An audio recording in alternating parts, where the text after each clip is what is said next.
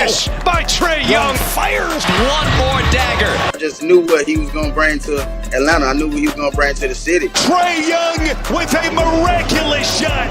Oh, from way downtown. Oh, man. I'm just proud to just have him in our city. He going crazy. He not backing down from nobody. He going to talk his trash, and he going to get buckets. Here he is. We finally got him. Quavo joining the show. So good to have you with us. I feel like we've been talking about you all week. The takes you got on Stephen A's World, just repping your Hawks. You got the new album coming out, all that good stuff. Thank you so much for being with us. Thank you for having me. I'm just here kicking it. I ain't getting no rest right now because it's album time and we locking down the mixes and doing everything. But I'm excited. Culture 3 dropped tomorrow, and I'm just kicking it. Had the hottest sports takes all week. Yeah. Quavo had the hottest sports takes all week. Let's get into it. Let's get into some of those takes. Appreciate you making some time with all the promotional stuff going on.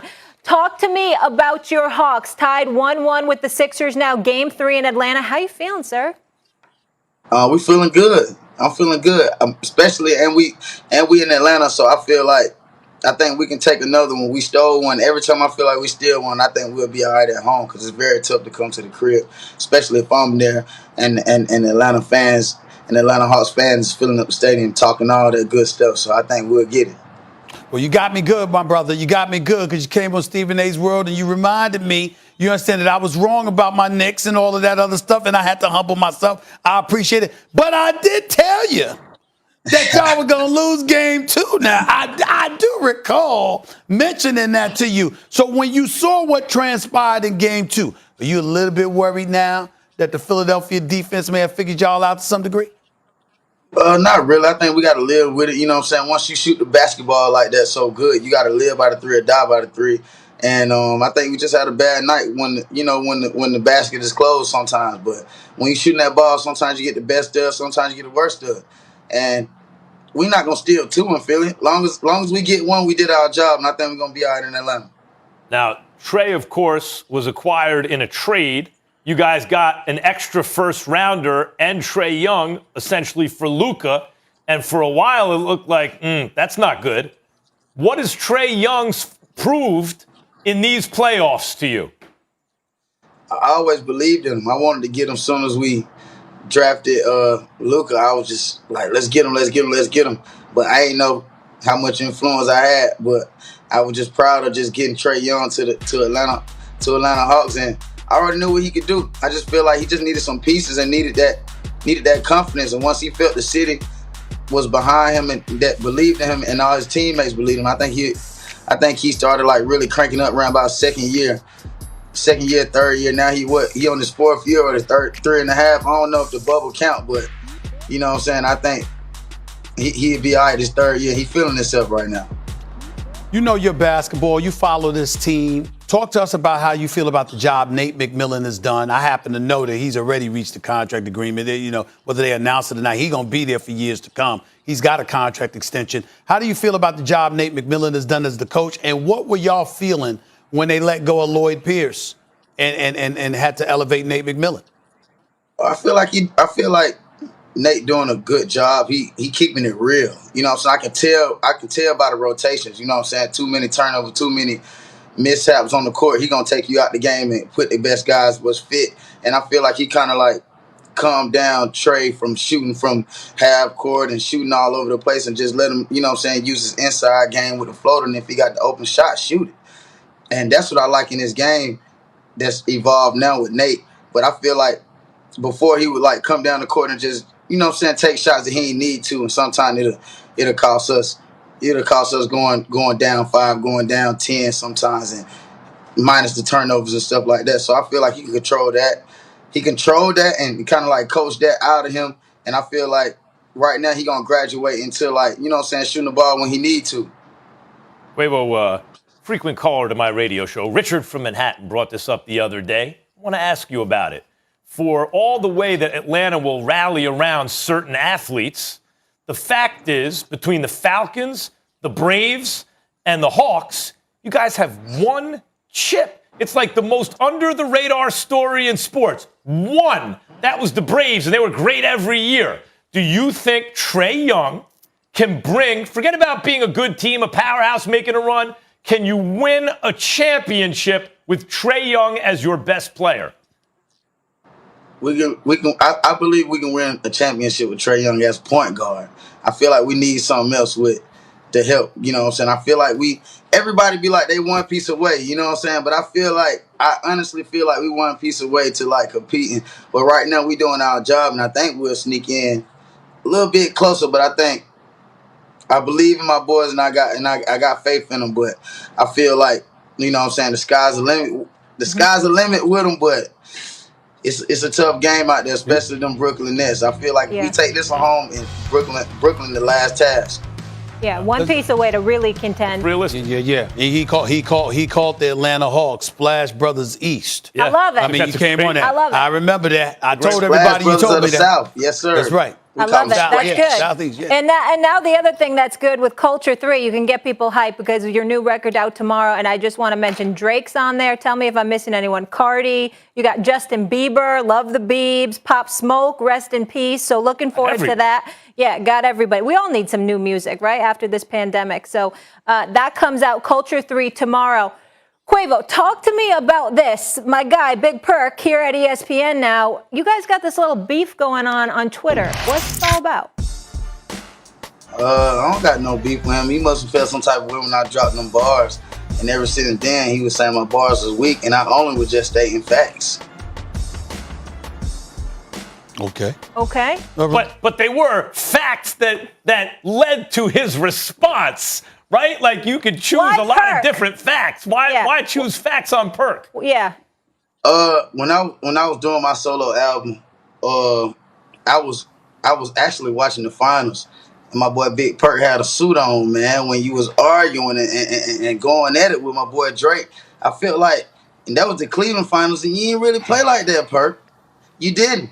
And you wanted to argue, you wanted to fight, why you cause so much chaos if you ain't playing. And that's the moral of the story, and that's our tradition. Like if you ain't playing, you shouldn't be trying to fight.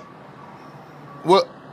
First of all, let me set you straight on the story. I was minding my business and having a conversation with one of my former teammates in Serge Ibaka, having a little fun with him at the time, and Drake had to interact with the conversation and shoot something my way. And where I'm from in Beaumont, Texas, in the country, we don't care about names. We don't care about none of that. You shoot something my way, I'm going to address you like the numbers on the house. And now let me address you with your comments talking about getting no playing time, Kendrick Perkins. Okay, at the time I wasn't. I was the 14, 15 man on the bench in my 13th year. But when I was putting in work, you probably still had Similac on your breath when I was helping the Celtics go to the finals during that time. But you also Hold on. But look, so I took it.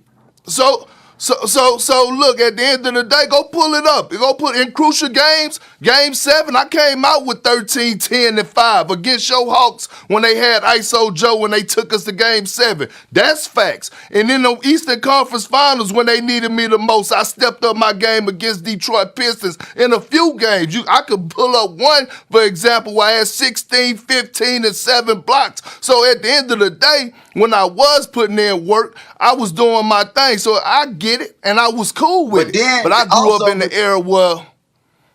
Let me speak. Go ahead, Quavo. Also, you let the Lakers steal one when you weren't supposed to be hurt. You remember that?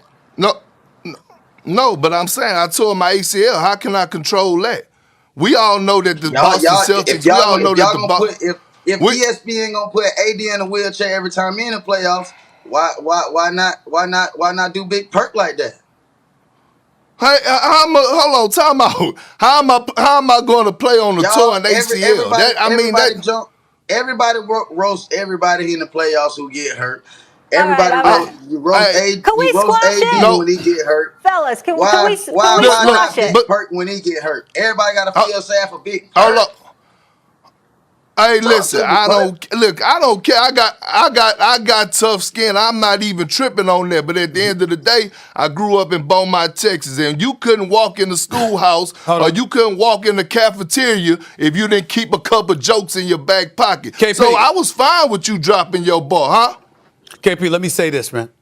I knew absolutely positively nothing about this quote unquote beef or whatever it is between y'all. I knew It's not nothing beef. about this literally Hey, listen. until y'all both came on air. Let me say this to you. Quavo loves his basketball, knows his basketball. You a champion. You clearly a paid analyst on this network. You know your basketball, and now it's about us talking basketball. How about that? Are we good? For sure. Are we good? And I just want to say this. I want to say this, though, for real, all jokes aside.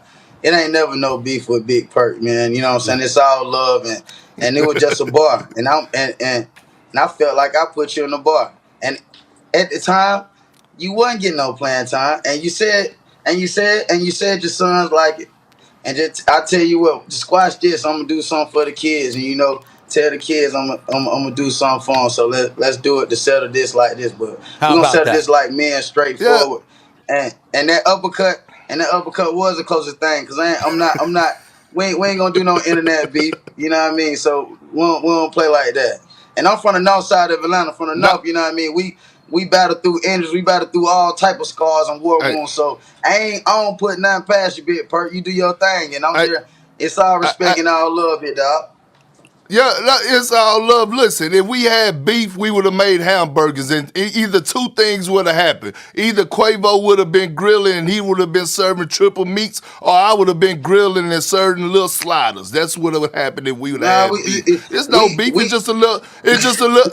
It's just a little boxing, okay? It's a little lip boxing, and I'm all cool with it. Like I said, when I used to have to walk in the cafeteria and I had them high water pants on because I couldn't afford the long jeans, I had to be ready to clap back at people used to make fun of me. I'm used to it. We all came from nothing, Big Perk. You know that. We all came from nothing. And we here today. You feel what I'm And you're saying? both doing your thing, onward and upward. Thank you guys so much for being with us. Who knew First Take would become Switzerland? Quavo, we appreciate you. Good luck to your Hawks. Big Perk. I'm sure I'll be talking to you tomorrow. Thank you guys so much for the time. Culture 3, it's out tomorrow. All right, gentlemen. Were you not entertained? That was entertaining. I wasn't. You were not entertained? No, I wasn't. Oh, I was entertained. I didn't like it one bit. Why is that? Because I don't. Okay. I'm gonna leave it at that. I don't. I had nothing to do with that. I didn't know anything about it. Okay. You want to talk the games? Who wins tonight? Brooklyn will win. I'm sorry. Milwaukee is the only chance that they get swept. So I'm gonna go with Milwaukee tonight, and I'm gonna go with Utah. Win game 2.